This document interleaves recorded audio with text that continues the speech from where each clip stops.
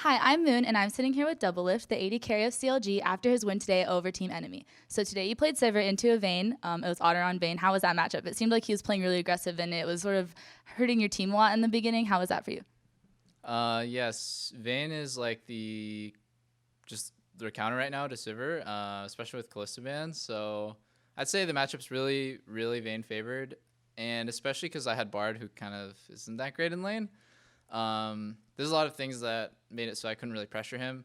So number one, Smithy was always top lane, trying to gank the no flash hack room, and number two, I swapped into a lane that didn't have a tower, and Vayne's like really good at chasing you down the lane, so I had to play extra safe. And yeah, once again, the matchup just kind of sucks. So I just did what I could, and I ended up out farming him. And I thought Sivir was just better, like mid and late game, anyways. So I wasn't really too nervous. And as long as I didn't get solo killed, which I never really did that game, Sivir was pretty solid. During the mid game, it seemed like you guys were in the lead, and then for a point there, enemy was just really pushing back really hard, and it seemed like things were getting a little bit scattered, even though your rotations were really good. What exactly do you think they were doing right that was making it so hard for you guys to end up closing out?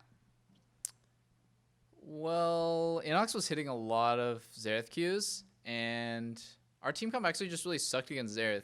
Like Azir and Sivir don't really have a way to do anything when you get poked. Normally what happens is, okay, Xerath pokes, and then you can do something about it, like poke him back or engage.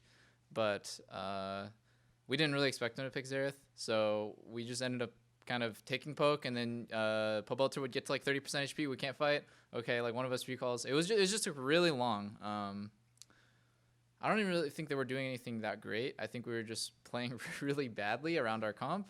What we're supposed to do is just Zerg the Xerath, so we can't get more than like a couple of Qs off. But yeah, just a really sloppy game by us, honestly. Like, we don't really try to analyze their mistakes. We just try to find out like what we're doing wrong.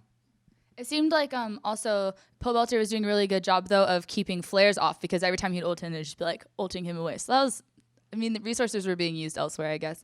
So how do you feel about the whole like Bard thing? You said he's not very good in lane, but those ults were really amazing, and Afro has been doing really good on him. Do you like him playing Bard? Is it like insta win? I don't know if Bard's insta win. At first, I think everyone just kind of knew Bard was crappy. And then I don't really know what happened.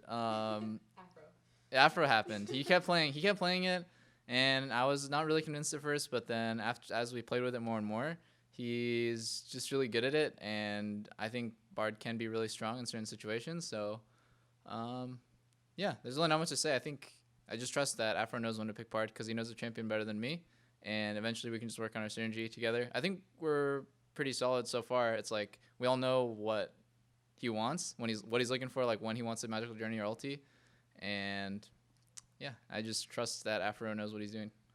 What was going through your guys' mind at that last ulti where he literally hit everyone except for body drop? Were you guys just like, yep, there it is, this is it?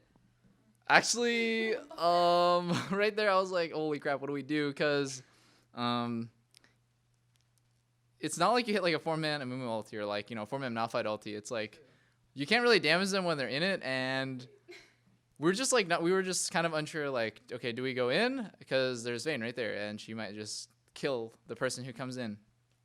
It was just a really tense moment, and we were just looking for someone to be out of position. At the time, it was like Janna, and then Hecarim suicided in, and then I guess the cleanup was pretty easy, but I don't think getting a 4-man or even like a 5-man Bard ulti is an insta-win. I think actually, ideally, you hit only a couple people, because when you hit 4, it only leaves one person to attack, and that person can just run. Anyways, yeah, not much was going through my head. I was just like, I gotta kill Janna, and then they're like, they just suicided afterwards. Dang. So you guys have a new addition to your team, your mid laner Pobelter. How has he been coming into your team, like communication-wise and playstyle-wise? Do you think that he fits you guys and he's a strong voice on your team? Yeah, I think that mid laner should have a very like killer instinct and be able to take over the game. And especially because it's not only like in the very center of the map, which is you have the most available options, but mid has just always been one of the most important, if not like the most important role in the game. And with Link, he was always kind of reactive. But with Pobelter, he's really proactive with power spikes and what he wants to do. He knows when to play aggressive. He knows when he has to play safe as well. And he's not really demanding, but he's like more assertive. And so he just has like a more aggressive and assertive personality overall.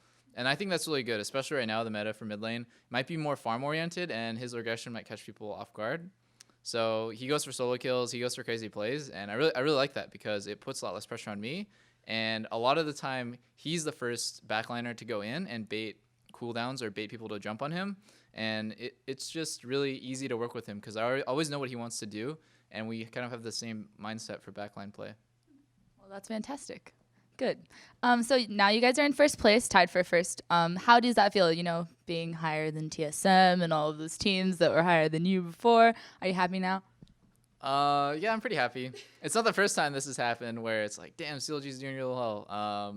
But I know it won't be the last either. So it's going to be nice to just know that we're first place, and all we need to do is just keep doing what we're doing. I think, like the regular split might not mean that much, but I think it does mean that what you're doing is working. And then as soon as you start falling off in the regular split or like you start losing, it's like, oh, time to change stuff. So other top teams might be scrambling to find out like what's wrong. So like a good example would be C9.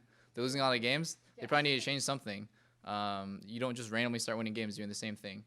But I know that we're doing pretty well, and hopefully we don't fall off towards the end of the split because we just are known to do that, but I don't think it'll happen this split. So you have good faith in you. Do you have any other teams that you think are going to be up in the top with you in the end?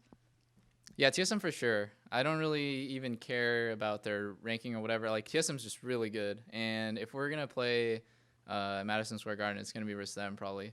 They're just really good all around, man. Like, they shored up their weaknesses with Dyrus being unable to carry whatever, the stupid Reddit circle jerk. Like, honestly, Dyrus was always able to, like, play aggressive. He just couldn't because, yeah, so they're just fleshing out, like, their entire team, being able to play off top lane, mid lane, and bottom lane. And, God, TSM is just really good. I have a lot of respect for them, and it's always fun to play them because playing a team of, like, that level, it's just really exciting, and you're always challenged. Other than that, I think C9 will either be like super, super good or like be really disappointing. Like, I don't see them being like in the middle. That's a team that's like used to being really, really good. So if they're not, I think it'll be really, I don't know, like demoralizing and crushing for their team.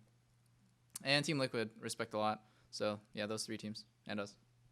Thank you so much for your time today. Do you have anything you want to say to the fans or any shout outs to your sponsors? Yeah, thank you guys for supporting me and supporting CLG. And shout outs to our sponsors, HyperX for their amazing headsets, iBuyPower, Razer, and Twitch. Okay, thank you so much. Congratulations on your win. Keep it up. I'm Moon. This is Doublelift. And if you like this, check out more content at skgaming.com.